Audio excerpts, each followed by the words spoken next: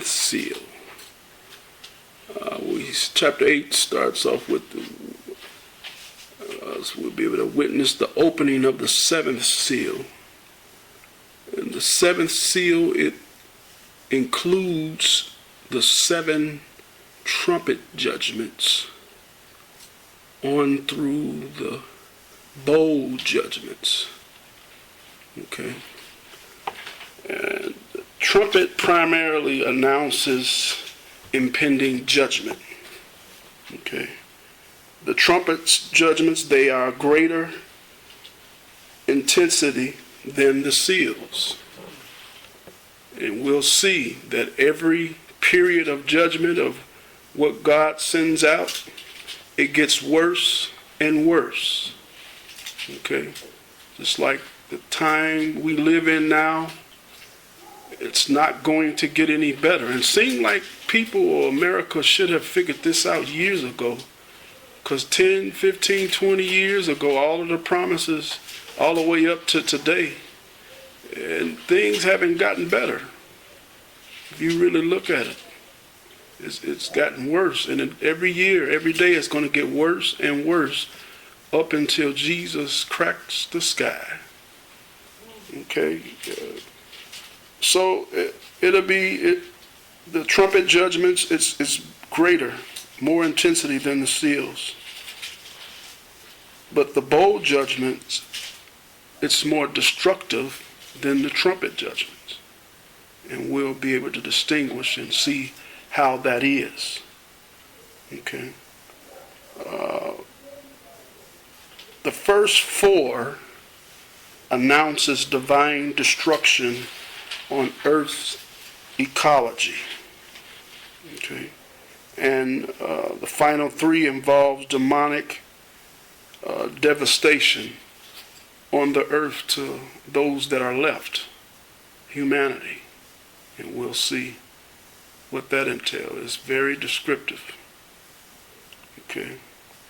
All right, let's check it out. Verse 1 says,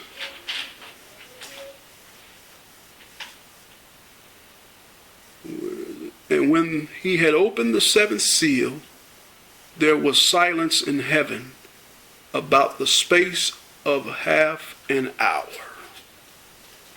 I always say, if the word don't tell you, or if God didn't give you revelation knowledge about his word, don't guess. I have heard a lot of people say different things. A lot of books say different things about the silence in the half hour. God didn't say why it was silent. A lot of books and Bibles, they give you a lot of different notes. They're saying this is why this, but there's nothing to back it up. But for a half hour, it was silent. Okay? Verse. Take that as our 30 minutes. Say that again. Can we take that as our 30 minutes? 30 minutes for what? Half an hour. We thinking 30 minutes. I mean, can we take that as well, our 30 minutes? Right. Well, was it a day or was it in God's time? Speaking to us, he tells things in the different signs and symbols to say different things so we can understand. So it could be either or. But God puts it in here. We understand a half hour because we live in what? Time. In eternity, there would be no reference. He would just say it was quiet for a little while. Because there's no time. Nobody up there asks anybody what time it is. They don't have watches. Okay? It's not even a second thought. We're at work. How many times do we look at the clock? Many. Man, it's almost break time, almost lunch time, almost time to go home. And the more you look at it, it seems like the slower it goes. Okay? There is no time in eternity. So, verse 2 says, "And I saw the 7 angels which stood before God, and to them were given 7 trumpets." Okay. And another angel came and stood at the altar, having a golden censer, and there was given unto him much incense, that he should offer it with the prayers of all saints upon the golden altar which was before the throne. Okay, a golden censer. In the Old Testament, they had a lot of different things that they used that God himself told them what to use or what to make in the use of service in the temple. Give it to the priests, and they would use certain things. Okay? And a lot of things that God gave them was patterned after what's in heaven. Okay? And this golden censer, it's like a golden pan. Okay? It was used to transport fiery coals from the brazen altar to the altar of incense, in order to do what? To ignite, okay, the incense, symbolizing the prayers of the people. Okay, an example of that would be Exodus 27:3. Okay. Let's go there right quick. Exodus 27:3.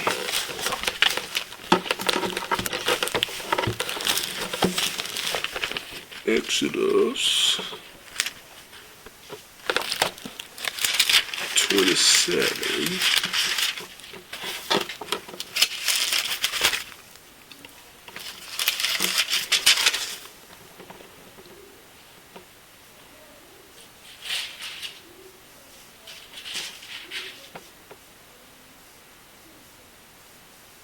Okay, let's start from verse 1.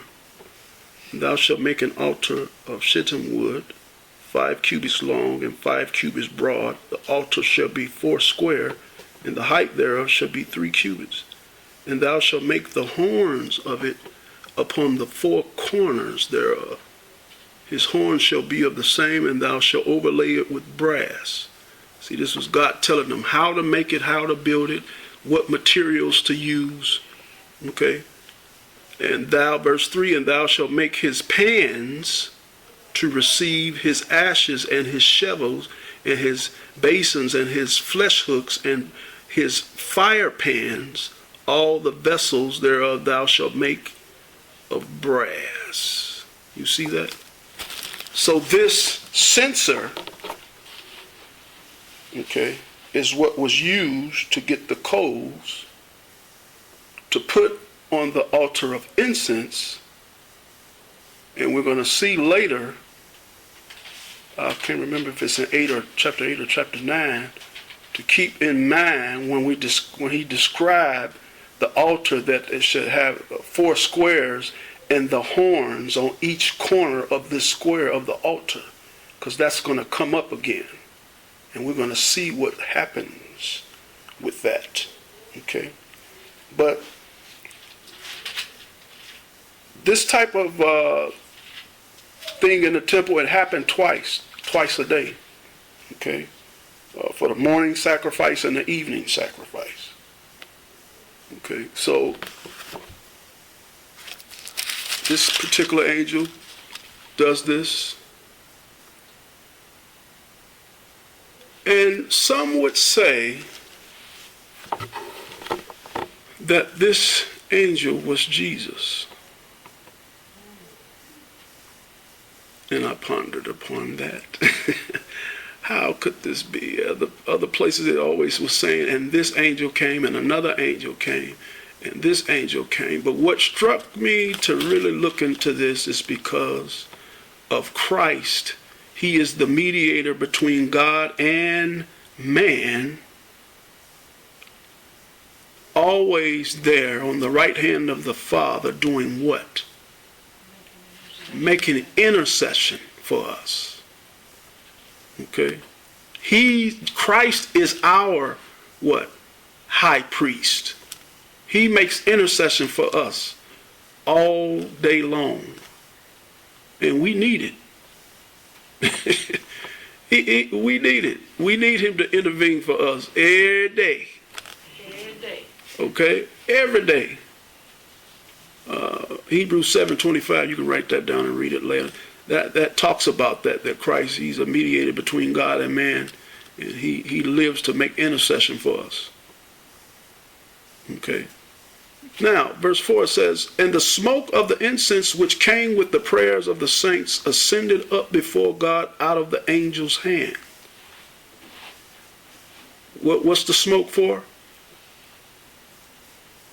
We just read it and talked about it. What was it for? Or what did it symbolize? Prayers of all the saints. Prayers of the saints. Now, remember the souls that was up under the altar. What was their request? How long, O God, before you avenge our blood from the ones who killed us, who shed our blood? Now these prayers are about to get answered. Okay? The smoke goes up.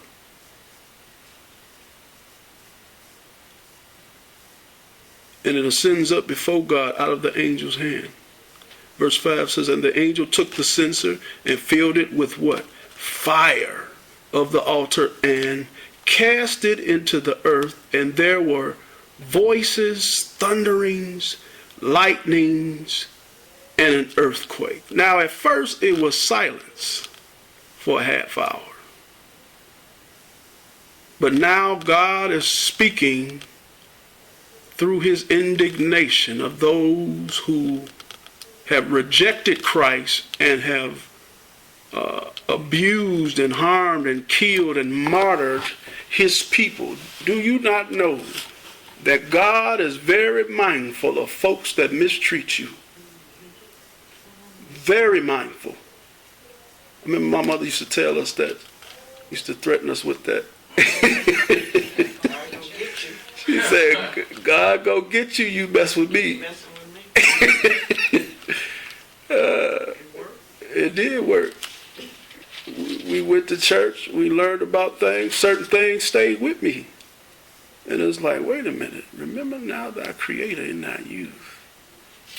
He said he'll let me live longer if I honor my mother and my father. It's amazing how some stuff will stick with you. So now, you hearing voices. It was silence and now it's voices and thunderings and lightnings. Okay? Something is about to happen. Earthquakes.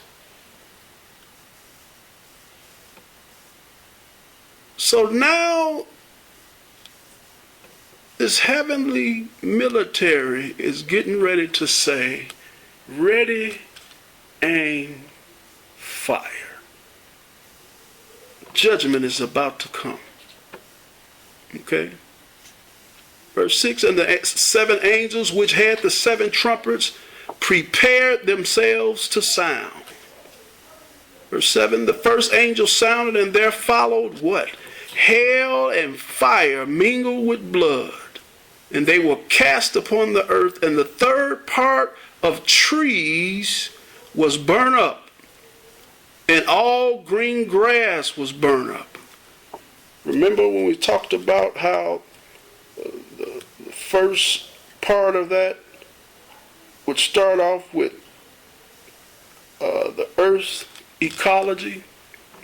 So all the trees, the green grass, all of this is getting destroyed. Okay, you see that?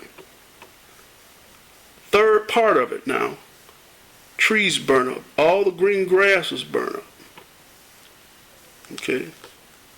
Verse 8.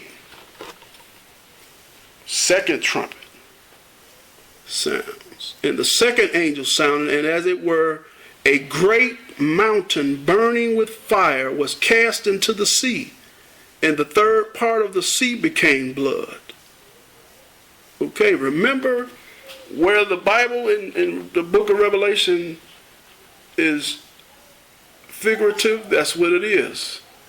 But when it's not, then we take it exactly as it is, or as it is written.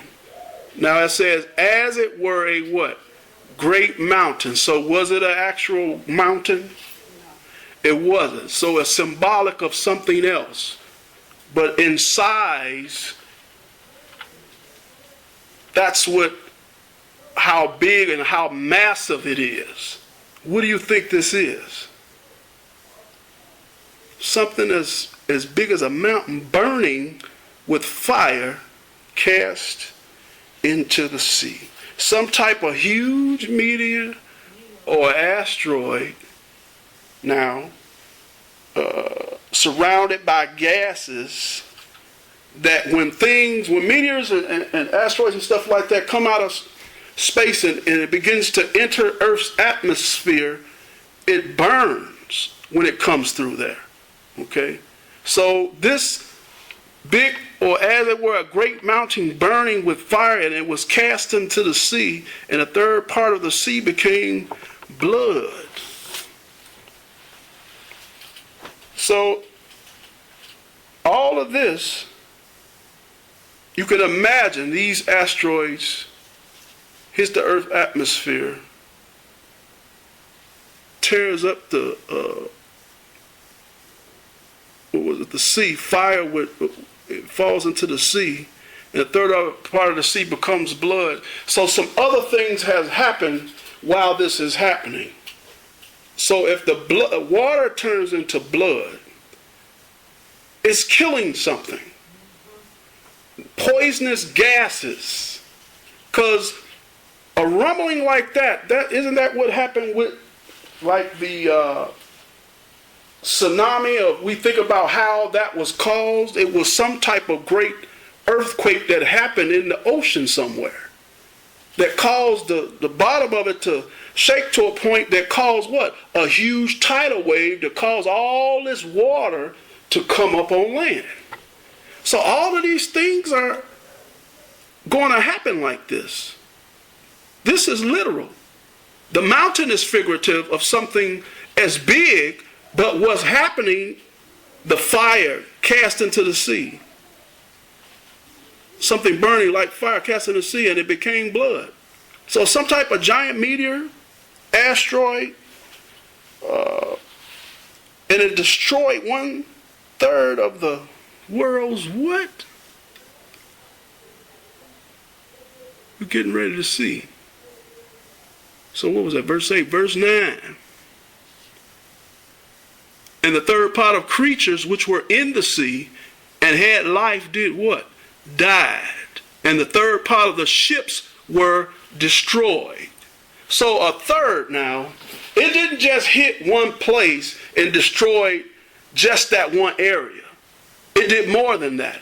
It hit, and it was so humongous, such a blast, bodies of water in different areas and different places, because it says a third was destroyed. We see that? So when all of this stuff is happening, all of these things are dying. The creatures, ships destroyed, tidal waves, that means they tearing the ships up. They can't do nothing about it. All the sophistication, all the millions of dollars it takes to build those ships, and you see people, the billionaires, that get these big old yachts, and they in competition with each other to see who can get the biggest yacht. And all of that money they pay for this stuff, upwards of $100 million for a boat. To me, that's a waste of money.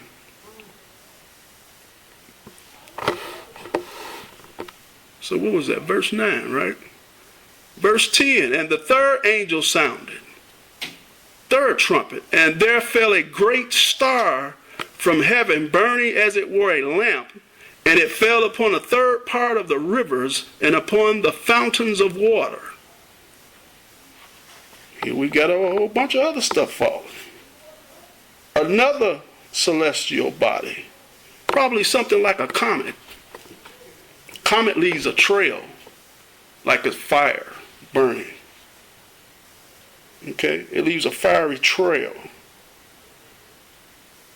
And when it hits the Earth's atmosphere, it begins to break apart and disintegrate.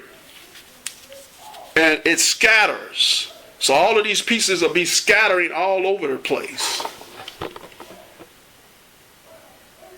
Burning as a lamp. And it destroys a third part of the rivers and the fountains of water. So all of the water is being destroyed as far as it's going to be contaminated. So what are we going to have? What are the people going to have to drink? They won't be able to drink it.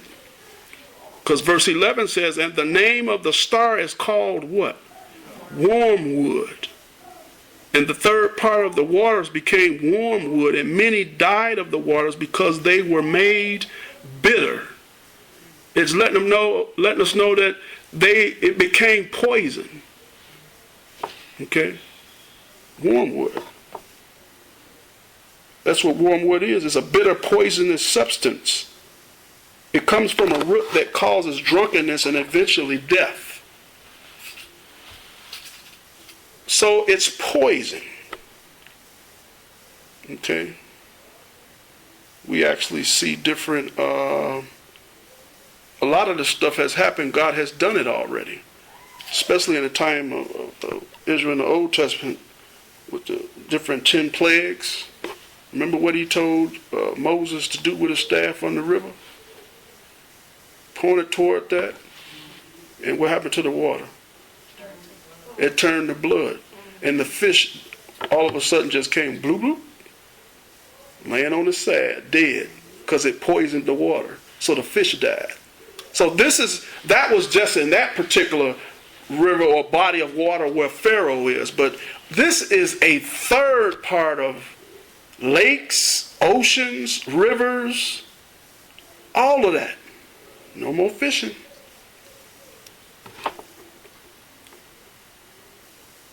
This is the third trumpet. So, a third part of the waters became wormwood, and many men died of the waters because they were made bitter.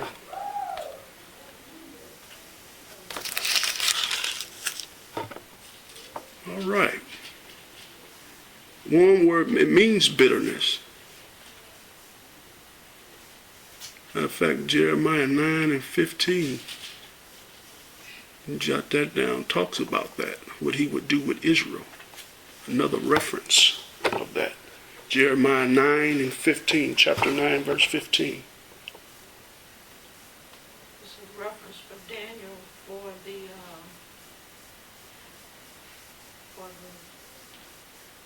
lamp for verse 10. What does it say? Daniel 7:7. I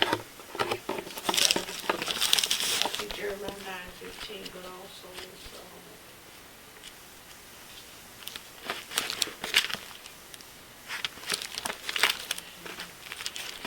What you say, Daniel, what?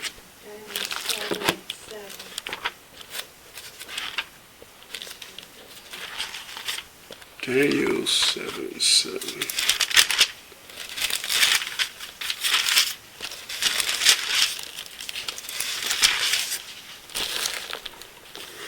After this I saw in the night visions, and behold, a fourth beast, dreadful and terrible and strong and exceedingly, and it had a great iron teeth. It devoured and brake in pieces and stamped the residue with the feet of it, and it was diverse from all the beasts that were before it, and it had 10 horns. And you said that's in reference to verse what? 10? And the third angel sounded, and there fell a great star from heaven, burning as it were a lamp, and it fell upon the third part of the rivers and upon the fountain of waters. And that goes with that. That's the reference they have, because they were saying the third part of the land speaks of the old Roman Empire. They give Daniel 7:7 and 8. Oh, that's another thing we have to be mindful of. With the different reference, it could be a different context of the verse. And this seemed to be the case. Right. It'll happen like that. If you have reference scriptures under verses, and it might have 2 or 3, you have to read them. Just don't say, give what the verse is and not read it, to make sure it lines up with the verse you're actually reading or what needs to be getting out of that particular verse. Jeremiah 9:15. Who does that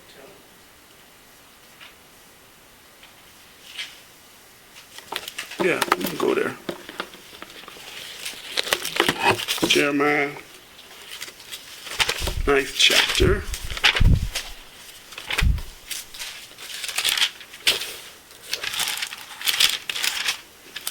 Therefore thus saith the Lord of hosts, the God of Israel, behold, I will feed them, even this people, with wormwood. Okay, so it is pulling in this. Right. So that's what I'm talking about. Whatever verse you're reading, there are other stuff in the verse that could be taken from other verses. But whatever verse you're reading, if that verse doesn't go with that, then it's not the right verse to use for a reference. And give them water of gall to drink. Right, because of disobedience and how they was acting. That's a reference to that because of wormwood. What he's saying, he's giving them something bitter. Okay? That's the difference. That's how you rightly divide. Good example of both. Okay? What to use and what not to use. Right. And you can write down Deuteronomy 29 and 18. That's another reference.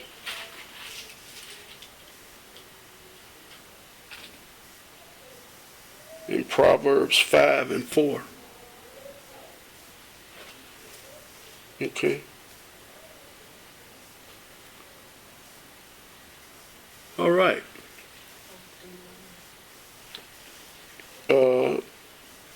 Deuteronomy 29 and 18.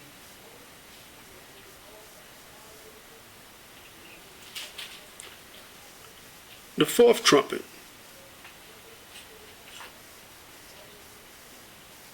And the fourth angel, verse 12, sounded, and the third part of the sun was smitten, and the third part of the moon, and the third part of the stars, so as the third part of them was darkened, and the day shone not for a third of it, and the night likewise. So imagine that. At nighttime, even the stars out, it'll be a little light. If the moon is out and it's a full moon, it'll show light. The stars out, it'll show light. But for a third part of the celestial bodies in the second heavens, the stellar heavens, it doesn't show any light. And imagine that if it's dark. Have you ever been somewhere where it's so dark you can't even see your hand in front of your face? When you get to the light, you find your eyes like this. And it's like, right, you try to make your eyes wide as if that's going to help. It doesn't help. You like this. That's a scary thing. When I was in the Army, and I was in the 82nd Airborne paratrooper, and we jumped out of airplanes with parachutes. And that's one of the times that was scary, jumping out of the airplane, a night jump, and it wasn't no light. I was like, no light from the moon, the stars, nothing. And as I jumped out, I put my hand in front of my face just like this, and I could not see it. Could not see it. So I get that. And this happened again with one of the plagues with Pharaoh. He calls it to be dark. And it was more than that. We got to read that. What is that verse? Exodus chapter 10, 21. Exodus chapter 10. Let's look at that. Exodus chapter 10, verse 21, I think through 23.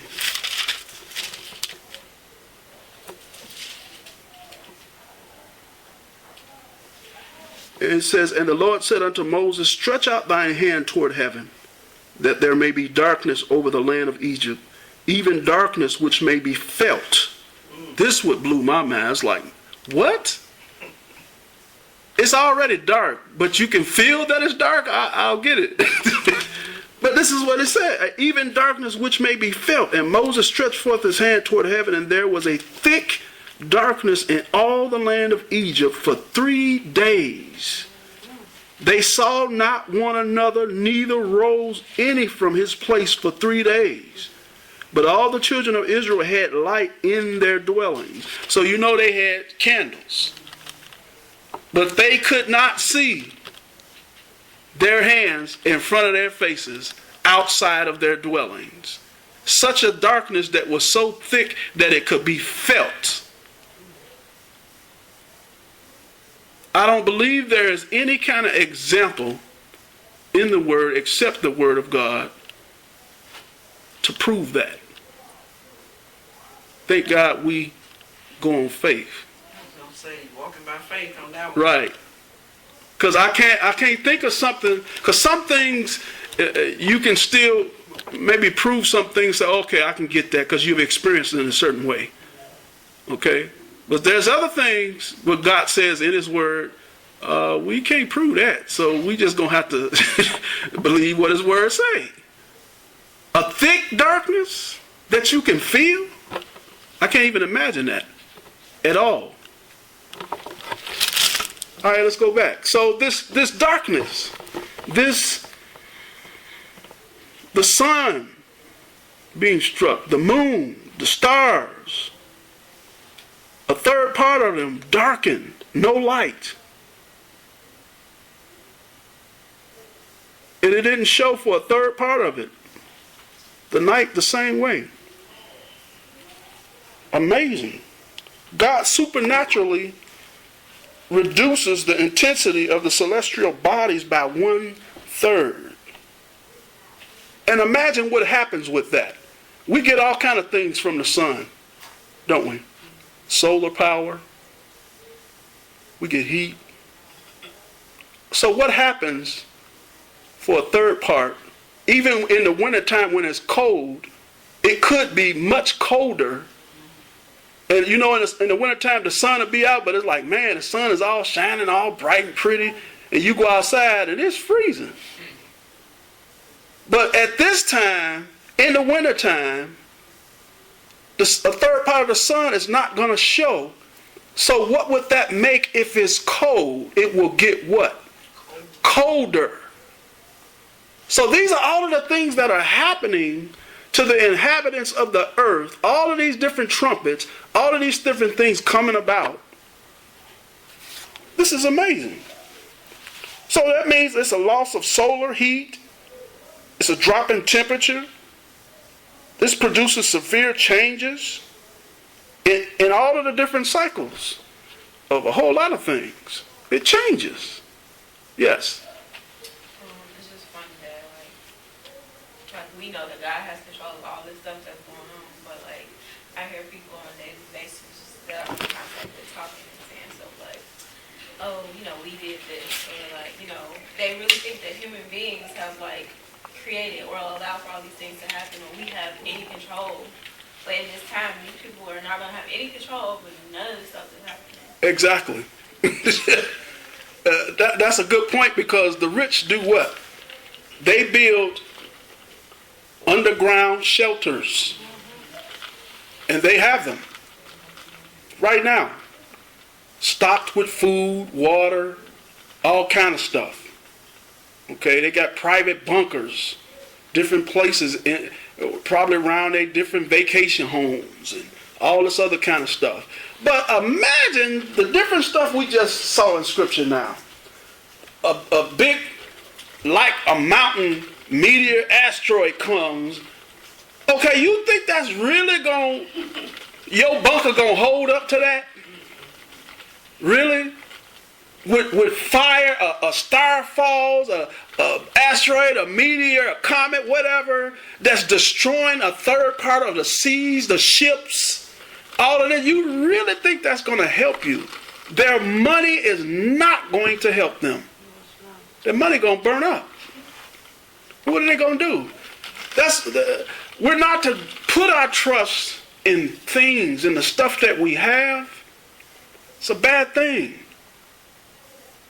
People put more stock in their jobs or what they have in their bank accounts or the clothes that they have. We can't get it caught up. It's all right to buy nice stuff. If you got money and you can buy designer stuff, thank God.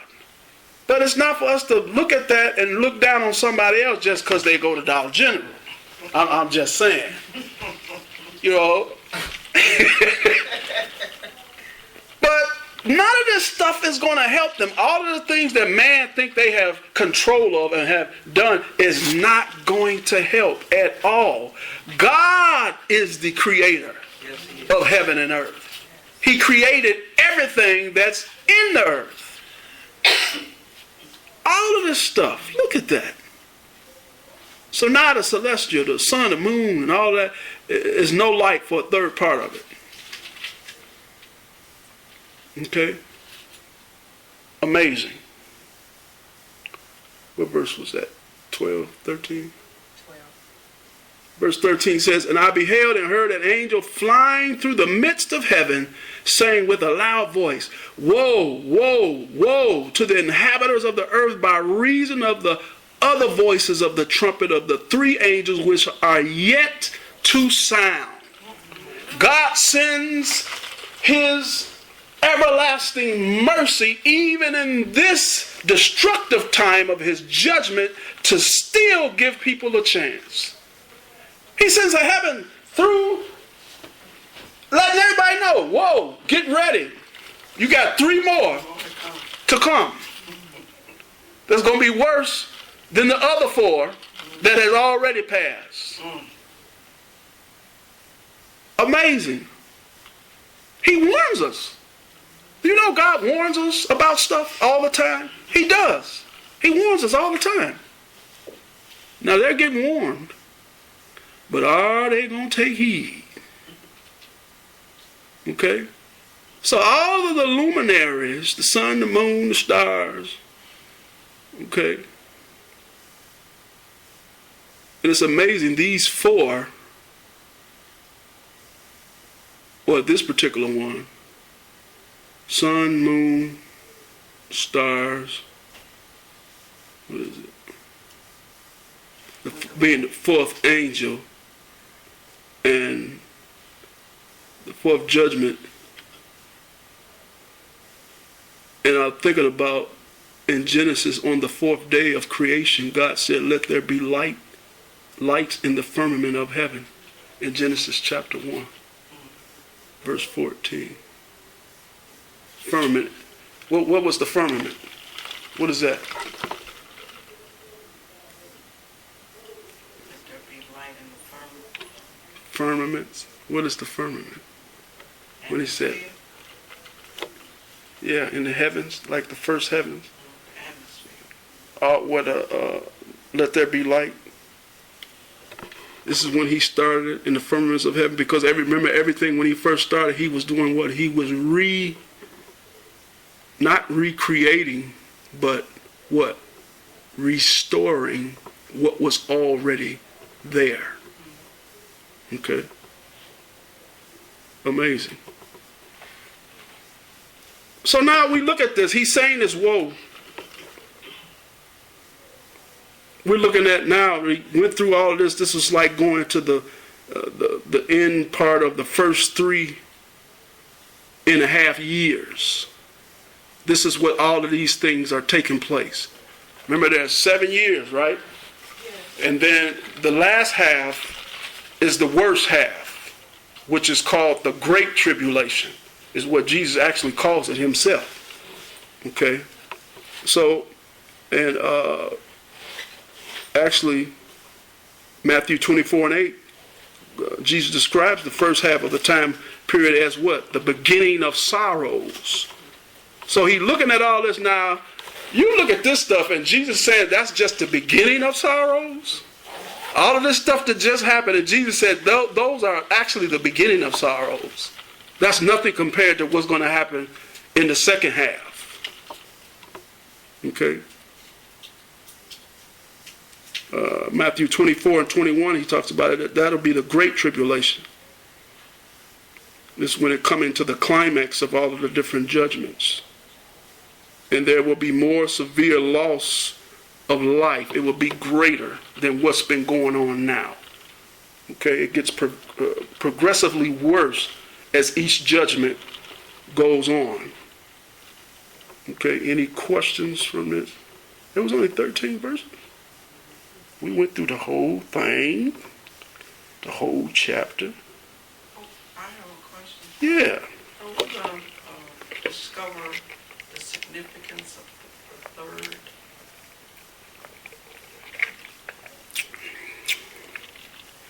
That's going to be on there, ain't it? Let's see. The significance of the third, what, talking about the third part of the seas, the third, all of that. Is that just is mercy of, doing a third? That's good. I would say that. He just didn't do it all at once. Remember, he says, God says this is his heart. He said, I wish that none would perish. But him knowing everything, he already knows who's going to make it and who's not going to make it. He knows who's going to reject him all the way to their death. And I've seen that with my very own eyes, a particular person reject Christ all the way to his death. And when his breath began to leave his body, his facial expression showed there was something he saw that he did not like and was terrified. I saw this with my own eyes. Amazing. Sad, but he says, I wish that none would perish. None.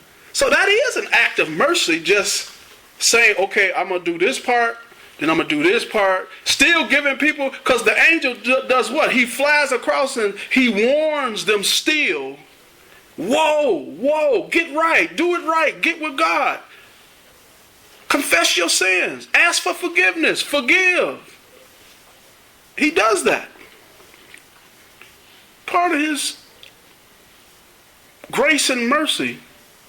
And plus, just because of his sovereignty, it's just his will.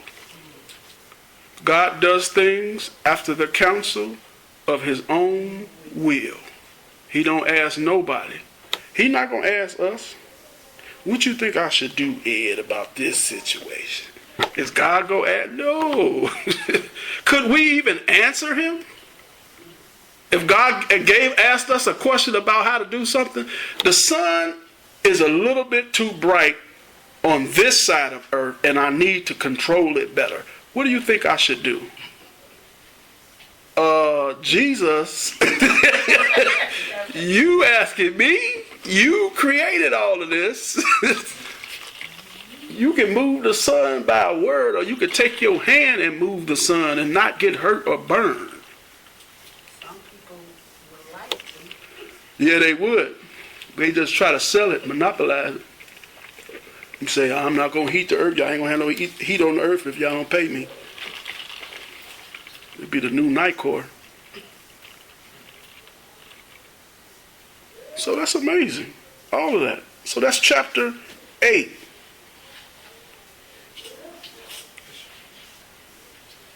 The seventh seal was a prelude to the 7 trumpets.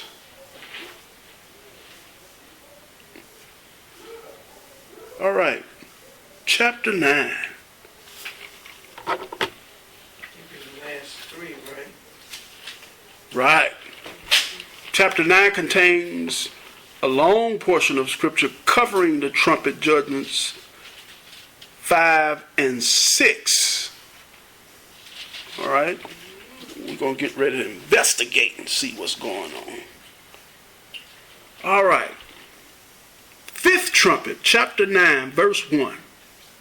And the 5th angel sounded, and I saw a star fall from heaven unto earth, and to him was given the key of the bottomless pit. Okay, now we need to break that down.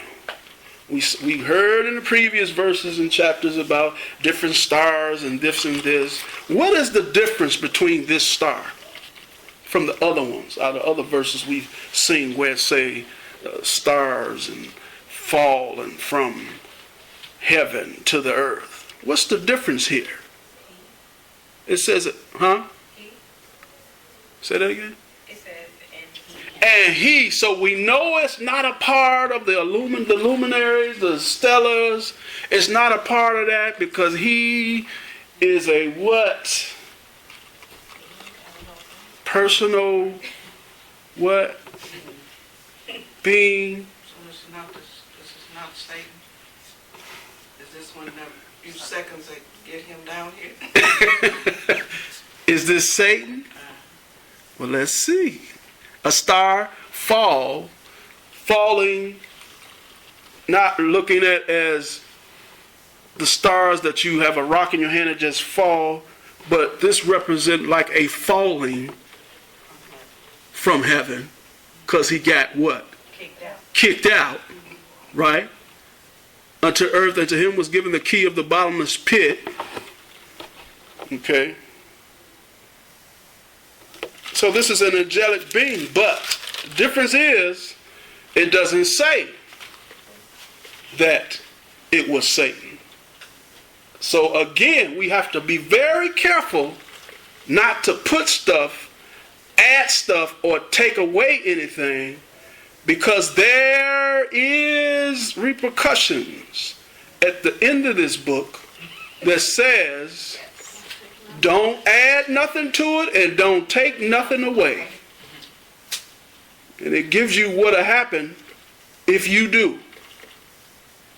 So this is how we have to be careful and rightly divide it. Now it says that a star fall from heaven. From the Old Testament, the angels were called stars, or the sons of God. In the Old Testament, they were referred to them. Okay? And it says,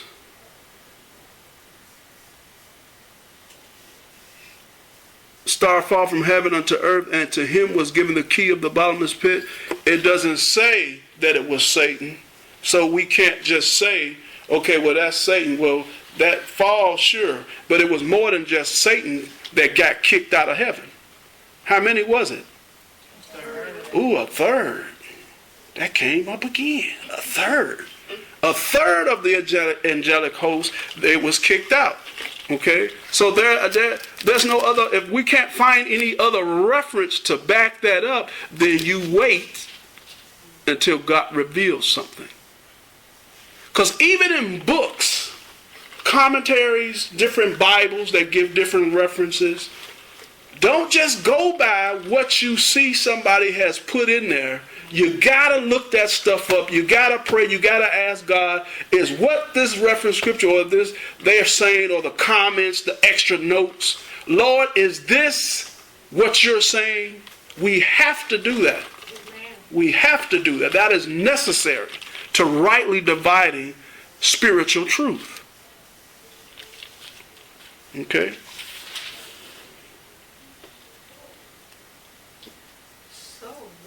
So, Revelation 20 talks about this angel too with the key.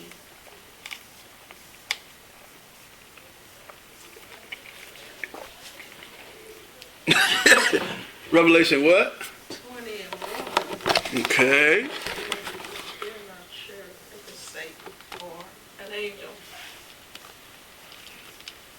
Because sometimes you can find little things that Where I look. said Jesus beheld him what? Satan as lightning fall. That's when Michael kicked him out. Michael is not just a regular angel. Michael is actually a principality. One of the higher ranking angels. You said chapter 20, right?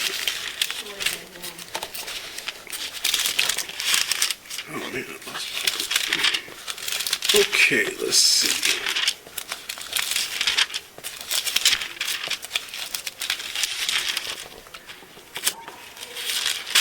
Chapter 21. And I saw an angel come down from heaven, having the key of the bottomless pit and a great chain in his hand. But you read verse 2, and what does that say? Read it. And he laid hold On who? on the dragon, that old serpent, which is the devil. So that angel coming with the key What's he say? is not Satan, is it? That's why I said we gotta read it, look through the things, find what the who, what, where, the subject matter. That's how you'll always pinpoint the correct way to interpret in particular verses and chapters. So that's why I said it doesn't say that it was Lucifer.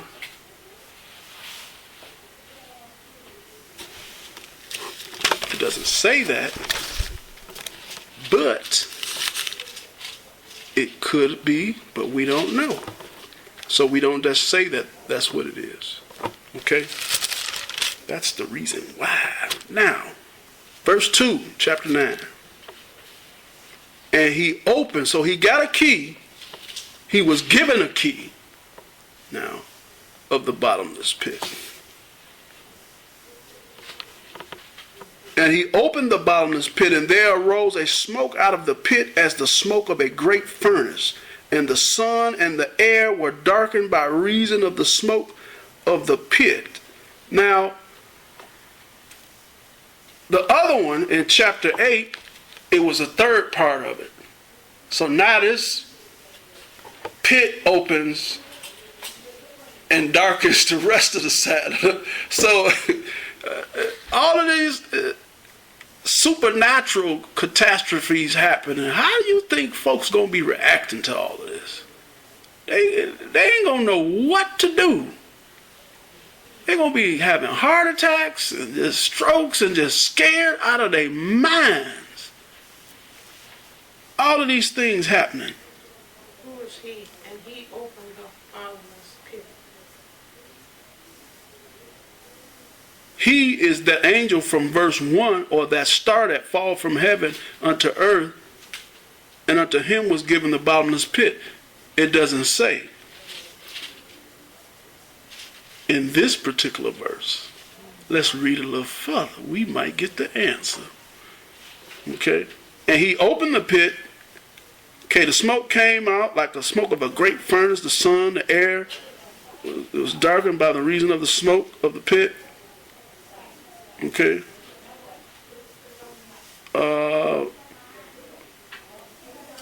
Let's identify first what this pit is. This bottomless pit, or this abyss. Okay. This place is a place of restraint. Okay. To a holding area, holding center for certain beings which came under the judgment of God in the past. You remember the story in Luke 8:31? Let's go there right quick. Luke chapter 8, verse 31. Can we use one of those charts for that? Yeah, I'm gonna try to see if I got it here.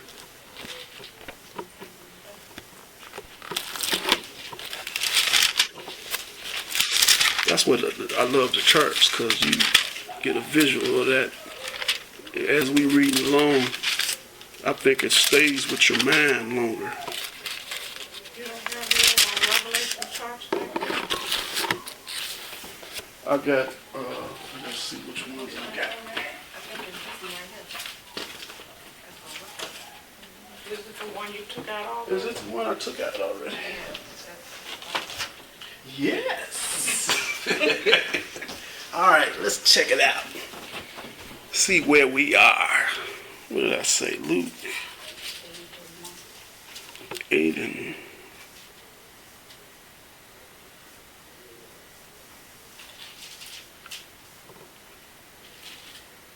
What did I say? 8 and what? 31, okay. Okay, let's see. And they besought him that he would not command. Okay, let's go up a little further.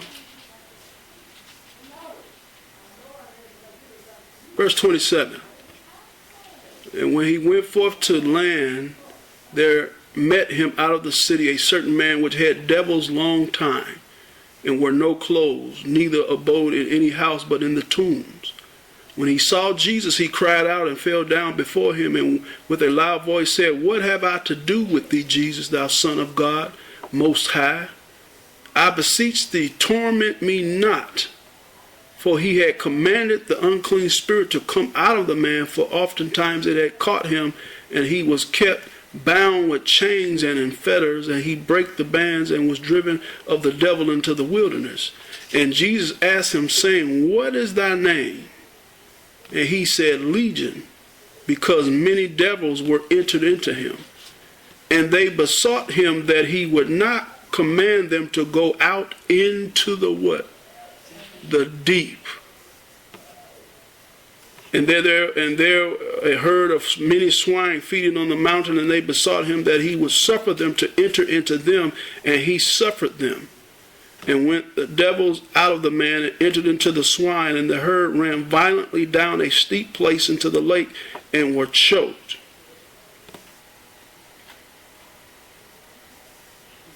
You see that?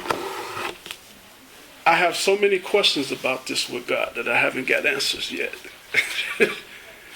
You allowed them, you granted their requests. They prayed to Jesus, devils, demons, and Jesus granted their requests. Took my stock. Huh? And took my stock of pigs. Well, Jesus allowed it. I'm saying that's one of the questions. Yeah. Well, they was mad. They got mad at Jesus after that. If you read the rest of the story, they got mad because they killed their pigs, and they want to drive them off. And not looking at, he just delivered this man from a legion of demons. 6,000. A legion in Roman time, right, that's the amount of a legion is 6,000. So he had 6,000 demons inside of him. My goodness, no wonder he was crazy.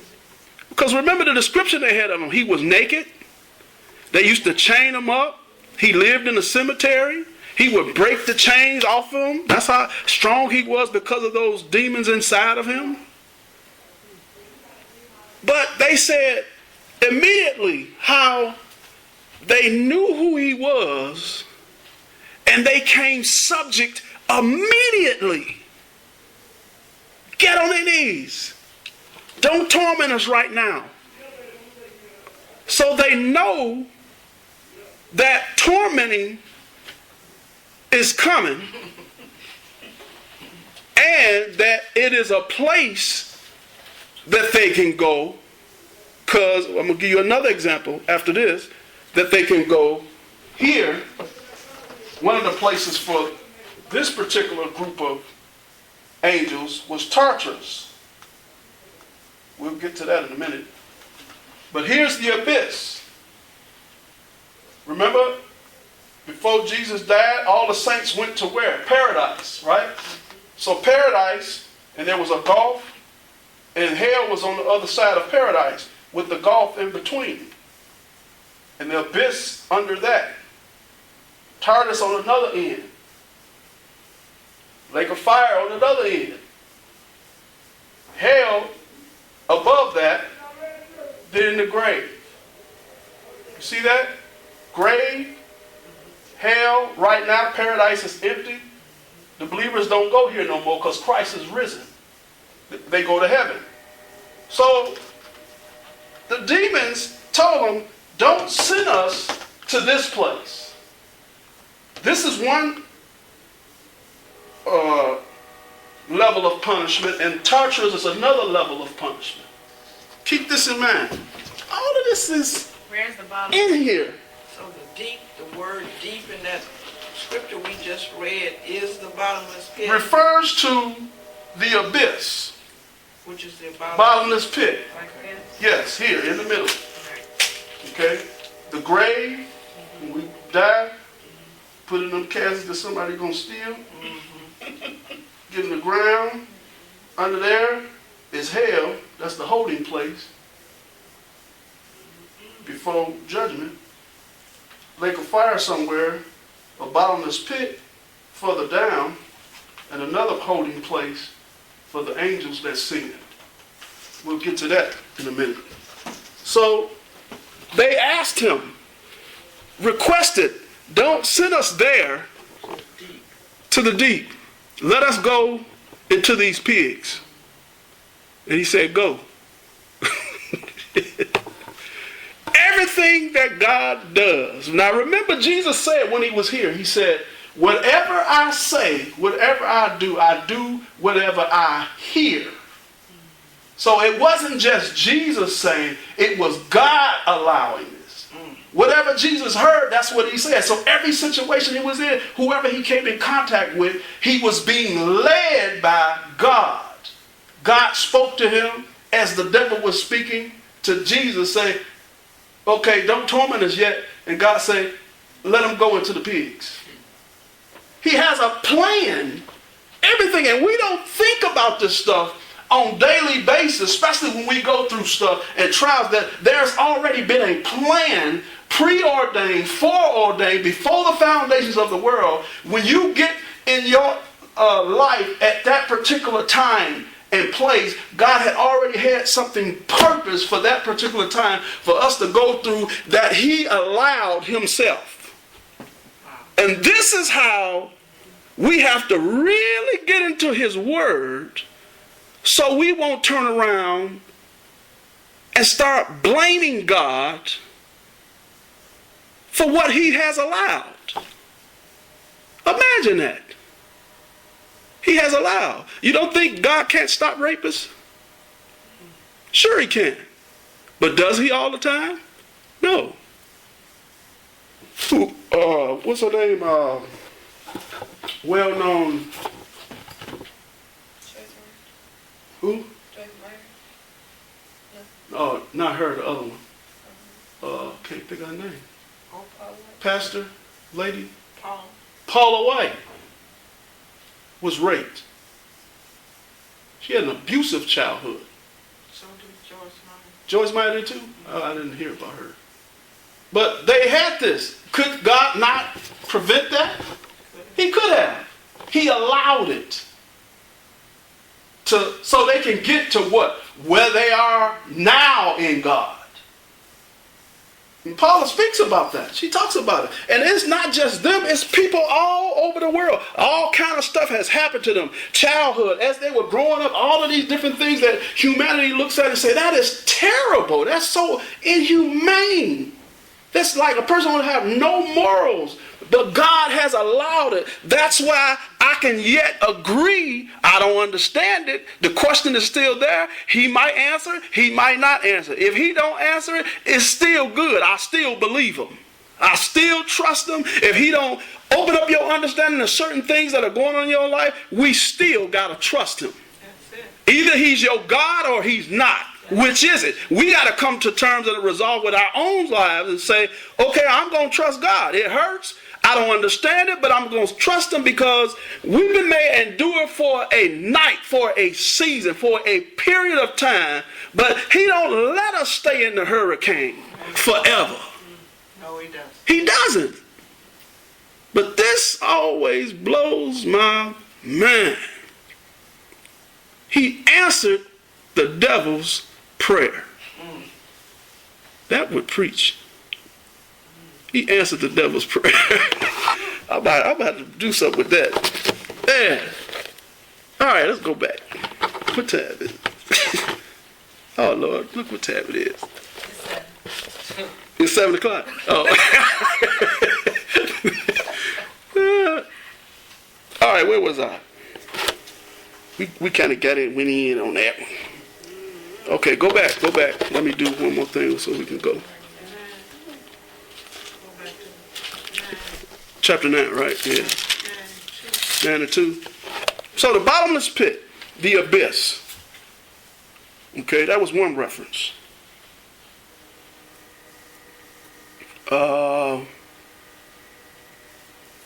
I will stop here, because what was the other one? Oh, go to 2 Peter. 2 Peter 2 and 9.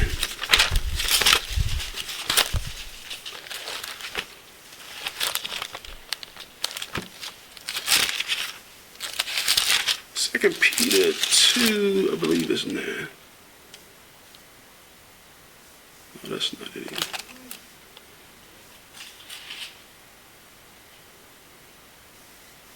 Oh, verse 4. 2 Peter 2 and 4. For if God spared not the angels that sinned, but cast them down to hell and delivered them unto chains of darkness to be reserved. You see that? Reserved until what? Judgment. Judgment. The angels that sin. So these holding place, the abyss, the bottomless pit, Tartarus, different levels of judgments for the crime that they commit. These, we're going to talk about the ones in Tartarus Sunday. In Genesis chapter 6, I believe it is. Those angels that went into the women. That was an abomination before God. You got two classes of a being with a human. Okay? You can't do that. Just like all in the laws in the Old Testament, God told them you are not to lay with beasts. You can't go around trying to hump on no horses, no sheep, no stuff like that. That's an abomination before God. Okay, so we'll talk about that Sunday.